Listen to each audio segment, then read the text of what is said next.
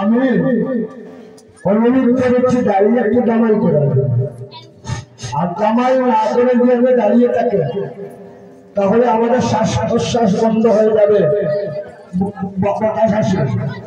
জামাই যদি না দেন বসে কোনো আপত্তি নেই। আমি জামাইয়ের জন্য অনুরোধ করি।